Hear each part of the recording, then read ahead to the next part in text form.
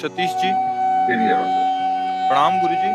गुरुजी, मेरा मन जीव जंतु पशु पंछियों की सेवा में ही ज्यादा लगता है। मैं अपनी हाँ कमाई का ज्यादा हिस्सा इसी पुण्य में हाँ, लगाता हूँ। बहुत अच्छा है, बहुत अच्छा है। अहंकार रहित होकर सेवा की जाए तो भगवान की ही प्राप्ति हो जाती है, क्योंकि हर पक्षी पशु के रूप में भगवान है।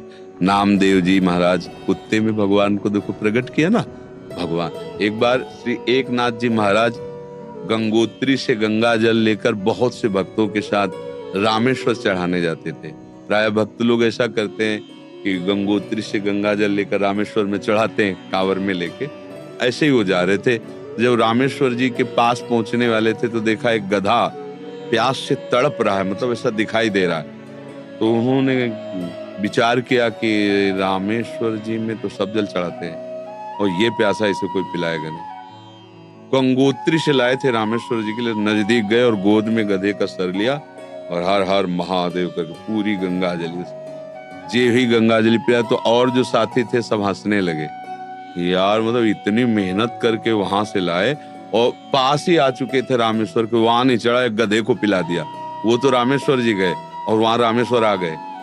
गधे को जे ही गंगा जल पिलाया तो भगवान उठ के बैठ गए, बोले मैं ही था, तुम्हारे को देख रहा था कि तुम केवल मूर्ति में ही मुझे समझते हो या सब जीवों में भी मुझे समझते हो।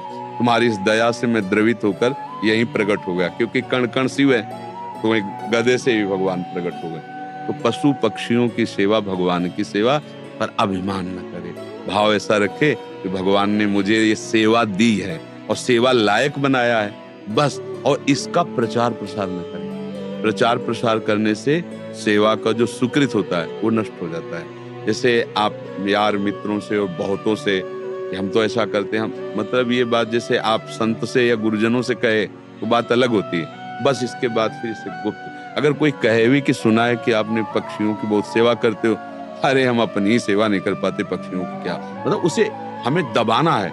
हमसे पाप बन जाए तो कह देना है, पुण्य बन जाए तो छुपा लेना है। पर अपने लोग उल्टा करते हैं, पुण्य बनेगा तो पोस्टर छपवा देंगे और पाप बनेगा तो कसम खा लेंगे कि किया ही नहीं है। यही हमारी दुर्गति का कारण बनता है। अगर हमसे कोई गलती हो गई और कोई पूछे आपसे गलती, वहां हो गई, अब दंड मिले तो वो नष्ट हो जाएगा। जहां आपने हाँ कहा वो पाप नष्ट हो जाएगा। अगर सभा में खड़ा होकर के स्वीकार कर ले तो दंड मिले ना मिले उसका पाप नष्ट हो गया। हम सभा में पुण्य को कह सकते हैं, पाप को नहीं कह सकते, देखना है नहीं। तो अपने इस पुण्य को छुपाओ और पशु पक्षी में भगवत भावना करो। जब उनको दाना डाल रहे हो या फल जो भी, जैसे पशु पक्षी हो, तो भाव करो, हे भगवान आप इन सब रूपों, और बढ़िया पुण्य बन जाएगा और बड़ा लाभ मिल जाएगा। हे भगवान आप इन रूपों में आके सेवा स्वीकार, नाथ हम पे प्रसन्न रहो कि हम सदैव आपकी सेवा करते हैं। भक्ति हो गई, इसी से भक्ति हो गई। सब में भगवान के दर्शन की भावना बनने लगेगी, ठीक है। पर कभी गलत धन कमा के सेवा की भावना मत रखना। मान लो चलो 1 लाख रुपए हम गलत करके ले रहे हैं तो 10,000 की सेवा, वो ठीक नहीं। ईमानदारी से कमाओ, धर्म से कमाओ, और फिर उससे अगर 10 रुपए की भी सेवा करोगे तो बहुत बड़ी सेवा मानी जाएगी। 10 करोड़ सेवा बेईमानी से वो तुम्हारे लिए बिल्कुल बेकार है। और 10 रुपए की, गरीब की एक रोटी जितना पुण्य देगी ना, राजा का उतना पूरा धन का खजाना नहीं, क्योंकि वो मेहनत से करके, और 4 रोटी में 3 में परिवार चलाया, अपने हिस्से की दे दिया दूसरे को, बहुत बड़ा दान हो गया। तो दान का ये भी स्वरूप समझना है कि गंदे आचरणों द्वारा, बेईमानी द्वारा नहीं, धर्म से कमा करके। एक बार राधा बाबा ने भागवत सुनी, एक ब्राह्मण आते थे, श्रद्धा से सुना। अब दक्षिणा देने की बात आई तो बाबा ने कहा हम तो सन्यासी हैं, क्या दक्षिणा दें। आज बड़े बड़े लोग बैठे थे, जिसके पास पवित्र धन हो 125 रुपया हमें दे दो। किसी की हिम्मत नहीं निकालने, क्योंकि बाबा बिल्कुल सत्य पे प्रतिष्ठित महापुरुष, अब पवित्र होना चाहिए, इन्हें दंड मिलेगा। किसी की हिम्मत। एक घास खोदने वाला बगीचे में जो काम करता है दौड़ के आया, बाबा हमारा पवित्र है। वो कैसे तेरा पवित्र? बोले घास खोदता हूँ, मुझे कोई 1000-2000 ले मिलते, 100 रुपया तो हम दे देंगे। बोले हाँ तू दे। 100 रुपया लिया, पंडित जी को देखे, ये है दक्षिणा। हाँ, ये 125 रुपया 125 करोड़ की बराबरी बिल्कुल नहीं हो सकती। वो 125 करोड़ बेकार, वो 125 रुपया अच्छा। धर्म से कमाओ और धर्म से सेवा करो, ये भगवत। डॉक्टर हिमांशु सूरी जी, बठिंडा, पंजाब से। महाराज जी, मेरा ये प्रश्न है, क्या ऐसे महापुरुष जिनका गोलोक वास हो चुका है, उन्हें गुरुदेव रूप में धारण किया जा सकता है? एवं अगर किया जा सकता तो कैसे?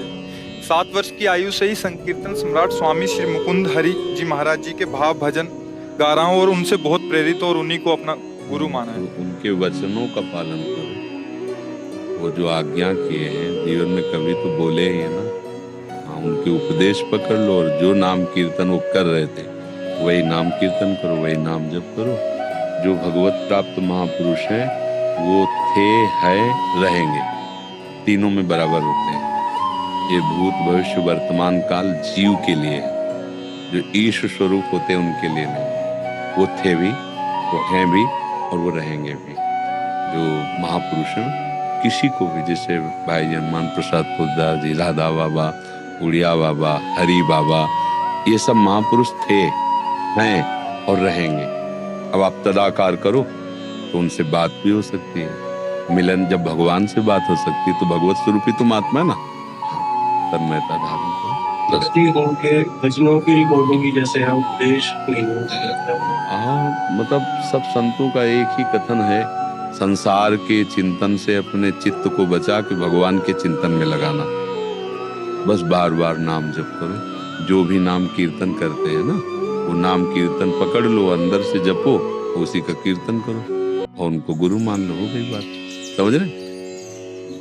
और संतों का संग करते रहो, जिनसे आपका मन मिले, जिनकी बात सुनकर आपको अच्छा लगे और हृदय शीतल हो जाए, उन संतों को वचन प्रकट में सुनते रहो और नाम और गुरु भाव उधर रख लो।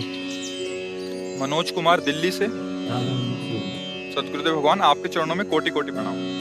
गुरुदेव भगवान, पराये सभी शिष्य अपने गुरुदेव का मानसिक चिंतन करते हैं, लेकिन गुरुदेव वो परम सौभाग्यशाली शिष्य कौन से लक्षणों से युक्त होता है जो कभी कभी अपने गुरुदेव के चिंतन में भी आ जाता है? जिसका अस्तित्व खत्म हो जाता है वो कभी कभी नहीं, वो गुरुदेव में ही हो जाता है। जब तक शरीर और शरीर के भोग और शरीर संबंधियों से अपनापन है, तब तक गुरुदेव को हमने माना है। माना है जैसे सांसारिक किसी को हमने पिता माना, माता माना, रिश्ते नाते माने, उसी में एक और नाता मान लिया गुरु।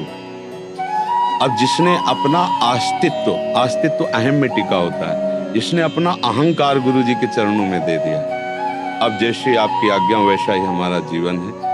आपका कृपा कटाक्षी हमारा मोक्ष मूलम गुरु कृपा। जिसने गुरुदेव को अपना अहम देकर सतत उनकी आज्ञा पर चला, तो गुरुदेव को चिंतन नहीं करना होता। गुरुदेव उसके हृदय में बैठते हैं, वो गुरुदेव के हृदय में सदैव रहता है। भगवान अपनी भक्ति के लिए कहते साधु हृदयम मह्यम, साधु नाम हृदयम। मैं उनका हृदय हो जाता हूँ, वो मेरा हृदय हो जाते हैं। और सही पूछो तो वो गुरु स्वरूप ही हो जाता है। सच्चा शिष्य वही जो गुरु स्वरूप हो गया। जैसे प्रियालाल जिसको अपना परिचय दे देते हैं तो प्रियालाल मैं हो जाता है, उसमें कोई अंतर नहीं। जानत तुम्हें हो जाई, सोई जाने जेहि देहु जनाई। जिसे वो जना देते हैं वो उन्हीं के मैं हो जाता है। ऐसे गुरुदेव का सच्चा शिष्य वही है जो गुरु स्वरूप हो जाता है। सांसारिक राग, सांसारिक भोग, सांसारिक चिंतन रहित, सदैव गुरु के बताए हुए नाम मंत्र में तल्लीन है, वही गुरु का स्वरूप है। गुरु निष्ठा, नाम निष्ठा, धाम निष्ठा, इष्ट निष्ठा, ये बड़ी दुर्लभ बातें हैं, किसी बिरले के हृदय में आती है। और ये निष्ठा आ गई तो निश्चित वो उसी को प्राप्त हो जाता है। जिसकी जो, जैसे अभी हमारी शरीर निष्ठा है सबकी, तो हमें भोग की चाह है, मान की चाह है, प्रियता है, संसार सारा प्रपंच है। और जिस दिन भगवान निष्ठा आ गई तो सारा प्रपंच खत्म हो गया, भगवत निष्ठा आ गई। भगवान के चरणारविंद में आसक्ति प्रेम, या प्रियालाल के चरणारविंद में आसक्ति प्रेम। पहले तो समझना है कि इष्ट और गुरु केवल कहने को दो शब्द हैं, पर्यायवाची, दो नहीं है। वही लाडली ही अपने रस का विस्तार करने के लिए हमारे जैसे शब्द बोलने वाला रूप धारण करके हमको समझाती है। हमारे आचार्य, हमारे गुरुदेव हमारी लाडली ही है, दूसरा कोई नहीं। गुरुदेव ही लाडली है, लाडली ही गुरुदेव है, दूसरा कोई। उनको कौन जान सकता है? वही जान सकते हैं। तो वही आके अपना परिचय देते हैं आचार्य रूप में, गुरु रूप में, भगवत प्रेमी महात्माओं के रूप में।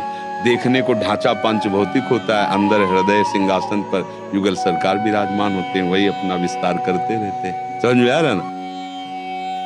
इस प्रकार आपने सुना कि जो लोग पशु पक्षी या कुत्तों को भोजन देते हैं उनके लिए क्या कल्याण होता है अथवा उनको क्या लाभ प्राप्त होता है। इसलिए आज से आप भी पशु पक्षियों के लिए भोजन देने का कार्य प्रारंभ कर दीजिए। निश्चित रूप से आपका कल्याण होगा। जय श्री राधे कृष्ण।